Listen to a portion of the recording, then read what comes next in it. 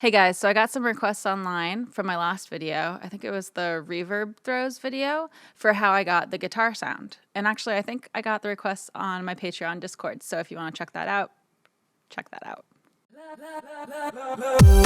All right, so I guess this shouldn't be a surprise to some of us, but I changed it. So it's a completely different guitar sound. So I'm going to play you what I have now, and then I'm going to play what I used to have. And I guess I'll try to show you both, but I'll have to kind of remember what I did. So I hope, I don't know, I hope it makes sense. Okay, so here's what I got.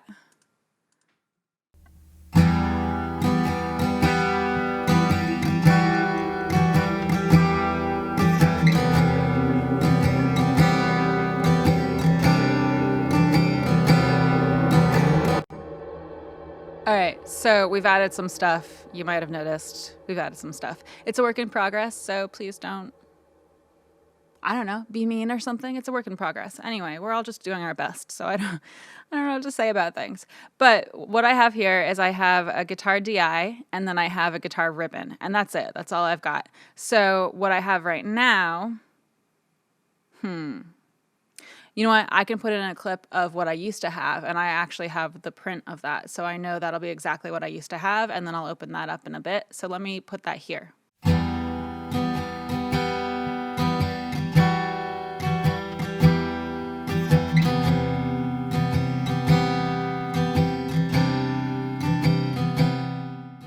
Okay, so back to what I have now, just because I'm too lazy to revert it and then go back and then show you. So I'm going to show you what I have right now, which again is the one that I played in the screen capture here a moment ago. But what I have here is I have the DI and I've duplicated it, and then I have the ribbon microphone. I just have a single version of the ribbon microphone.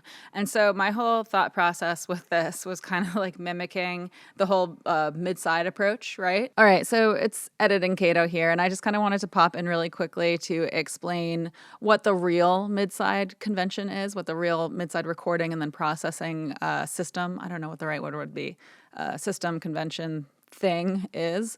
And I kind of wanted to do that to make sure that we were all on the same page starting out here. And so we're all kind of on the same page in terms of what the origin of my thought process was here. And just keep in mind that even though I'm about to explain what midside is, this is not at all what I'm doing in this video. This was just kind of like the beginning of the thought process that ultimately brought me to what I'm actually doing in this video. So it's not at all the same thing. Not at all. Okay, and so when you record using the mid-side technique, basically you're going to have two microphones, and usually it's going to be one that's cardioid, sometimes it's omni, but you're going to have one that's cardioid, and that's going to be facing the sound source, and then you're going to have one that's figure 8, and that's going to be facing to the sides, so I guess 90 degrees off from the sound source, if that makes sense. I actually have an Instagram reel that I made recently where I actually show microphones in a mid-side setup, so if you want to go check that out, it's at CatoNoise on Instagram. And the only other thing to keep in mind with this recording setup is that we want the microphones to be as close as possible to each other. So that's when you see one microphone that's like hanging upside down, so to speak, and another one that's coming up normally, and they're like almost touching. So that's basically it for how you record it. So then when you process this type of recording, you're basically taking that cardioid microphone, so that's going to be counted as the mid channel, right? And that just stays panned right down the center. And then you take the figure 8 microphone, you duplicate it, you flip the polarity on one of the duplicates, well, the only duplicate, because there's one original, one duplicate, and then you pan one left, one right. And that's it. That's how you process it. And then what you can find is that the figure 8 and its duplicate that's been polarity flipped, you can then bring those up together as a group. Usually I group them together, and then it'll add more of a sense of like the room of the space. It actually makes it feel wider. So even though I didn't record this in a mid-side configuration, I could technically do the same processing steps to these two microphones the same way you would if it was a mid-side recording. But again, I'm just using this as a launching point, right? A point to jump off from, to try to think of new and interesting things to try. And maybe it's not all that new to somebody. I don't know. Maybe somebody's done the same exact thing that I'm about to show you, but that's the thought process. So please don't come at me. So with that in mind, that's kind of the thought process that I had, even though that is not at all how I microphoned this guitar up. I just had one microphone on it, which was my ribbon microphone. It was the one that I got from Sylvia Massey's store, by the way. and then I had the DI. So what I did was I kind of was like, one of these is I'm gonna pretend that it's a figure 8, and I'm gonna do stuff to try to make it slightly different on each side. And then the other one, I'm gonna keep right down the middle and act like that's the cardioid, that's the direct signal. So that's the basic idea. So what I did here in this newer version is I use the ribbon as the down the center one, and the logic for that is kind of because the ribbon is a much warmer, it's a really warm ribbon mic, so it's much warmer than the DI, so it has a lot more of that low end and not very much of the high end frequency content. So what I figured is, since it's the low end, maybe it should stay panned down the center, right? A lot of times we pan low end stuff down the middle, and we don't want to get like weird phasing issues with low end. So that was kind of logic with this iteration, was I put the ribbon down the middle because it has more low end, and then I took the DI and I split it, and I tried to make it slightly different. Okay, so that's the logic behind the guitar ribbon microphone right down the middle. And you'll notice if I flip around here, this is the ribbon microphone here, and I have it panned right down the middle for that reason, right? So then these are kind of mimicking the figure 8, so to speak, sticking out to the side. So these are being the outer edges of the thing, right? It's not actually mid-side. Don't come at me, please. I know that. Okay.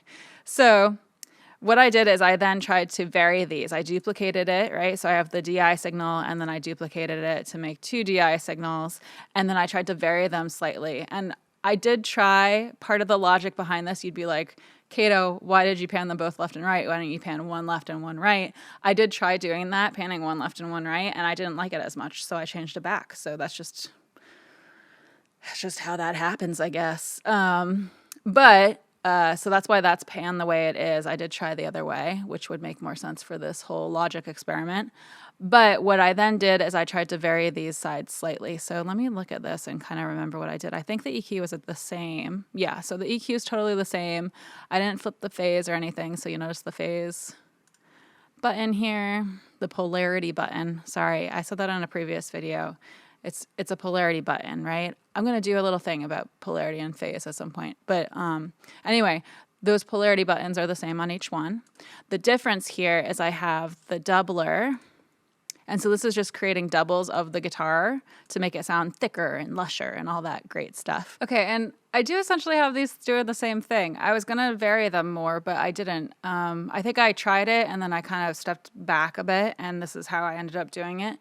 But what I did is I detuned these by -3 and then +3, -3 and +3. I believe that's in cents on the Waves doubler. So if you don't know about cents, it's how we talk about tuning in music. So I don't know, go Google it, or I'll make a video about it.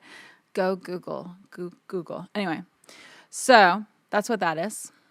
So that I did on purpose, and then I gave it a little more high end because I like to give the doubles slightly more high end, but I let the original voice stay in here, and then I brought these down by 6 decibels.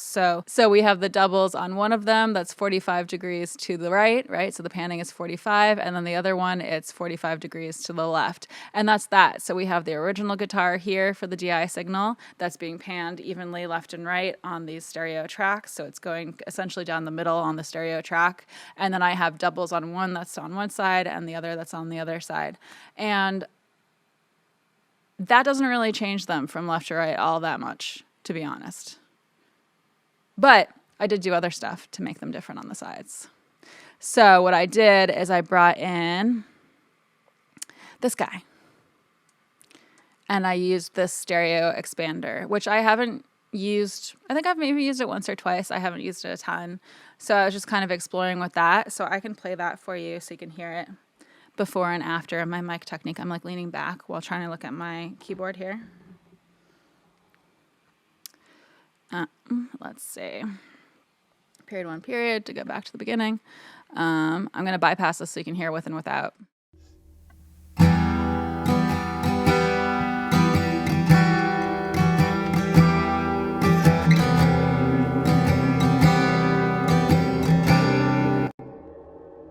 So that's the basic idea. The thing is, the stereo expander, it is on this aux track, and I believe both of my inputs, so the DI and the microphone, are going through bus 1, 2 to this aux track. So yeah, it's all going through this expander. So essentially I just used a stereo expander on it. But I also did the doubles, and I also put the ribbon mic down the center. I don't know. I'm not sure if this is the best way to do it. I'm kind of A-Bing techniques with this. So I'd love to know what you guys think. I mean, yeah, those are my thoughts. I'll show you the other way that I did it. So the first way that I did it. So what I did, I'm going to make these inactive. And I color coded them so I'd remember which version they're from. But let's see. Let's make these active. And I actually didn't have the stereo expander on it yet. Yeah, I think that's right. I didn't have the stereo expander on it. What I did, this was my first experiment here. So this was a little more true, I think, to the idea of like doing a faux like mid-side technique, which was, you know, again, the thought process here. Oh, you know what? This one wasn't a part of it. So I'm going to make an active. Okay, so it was this. This is what I had in the previous version. So what I did is it's just the ribbon microphone and the DI. And what I did instead is I had it inverse. So I had the DI down the middle, and then I had the ribbon, which I put out to the sides, and then tried to make it more different from the left to the right. Try to stereoize it a little bit. Try to expand width. Okay. So I have this ribbon microphone. Let's see. Let's see what I did. Okay. So looking at these, I'm going to hold Option Shift to pull both of these open at the same time. So what I did is I duplicated the ribbon to create kind of a left and a right, like a stereo track. I don't know if that was really necessary. I think I might have done something to one side to make it slightly different from the other, but now I forget what I did, and it might be exactly the same for all I know. It looks like it's pretty much exactly the same. So I probably didn't do anything to print it on the actual audio file here. What I did do is I EQ'd the ribbon. And then I added these, so I added the Ozone Imager and the Stereo Width plugin, which are both the same idea, right? We're trying to add width, trying to add some variance between the left and the right channel here, so that it sounds a little different instead of just, I don't know. If you duplicate a track and then make it a stereo track, it's not really any different from having a mono track down the middle. So that's what I was trying to do, is kind of make it stereo. And I guess I could have just put these plugins on the mono track, to be honest. But I was trying things, and part of the process of trying things brought me to a stereo track, and then I scrapped those things that I was trying, so here we are. So these are what I added here to add width. So I'll hit play on that. I'm going to do period 1 period to jump to that first marker.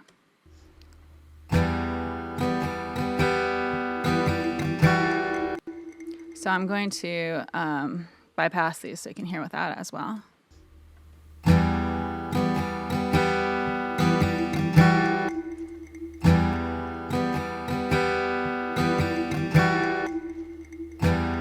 So that's what I did there with the ribbon. And then I just have the DI down the middle with just a little bit of EQ. And then I had some stuff on the aux track, right? So it's all the same stuff between these two versions on the aux track. So I have a little bit of compression, a little bit of reverb, a little bit of refinement. I have a dynamic EQ on it. And then I have more reverb. Cool. And then I had this stereo expander just on the second version. But that's it. That's how I got that guitar sound.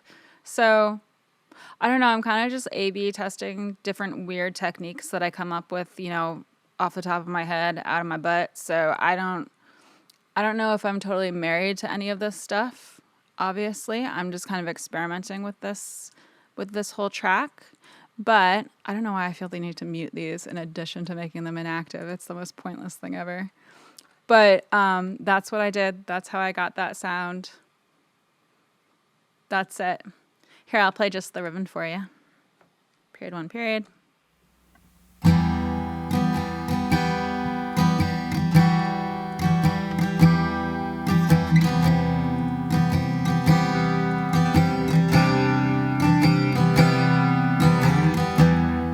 Broke my heart again. Some of that stuff I have not mixed in yet. Let me make these inactive. Oh, this one was inactive. And then I'll play you just the ribbon, just the DI, and then I'll add the ribbon.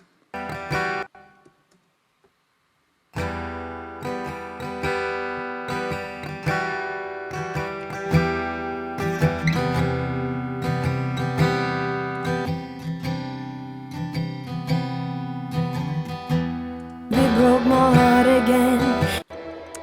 I love that ribbon mic so much. It's so dark. I put it on cymbals too, and that was a ton of fun. It made them sound really, really nice. I think that's all I have to say. So thanks for hanging out. This might be on my Patreon only for a while. I'm not really sure. So if my hair color is a completely different color, I don't know if anyone actually follows my hair color. No one follows my hair color. But anyway, if it's like been a while and I clearly look very different, then this probably lived on my Patreon for a while. And if you want to see these things immediately and early, you can check out my Patreon. So it's patreon.com/CatoNoise. And I don't know, other than that, like, comment, subscribe, I guess. That'd be really great. I love all that stuff. That helps me, helps keep the channel going. And I make new videos every Wednesday. Thank you. Thank you for watching. Okay. Gosh, I think I wore this shirt last time I recorded because every time I wash this now I wear it because it's my new favorite shirt because it's so comfy and big. All right. So, what am I doing here?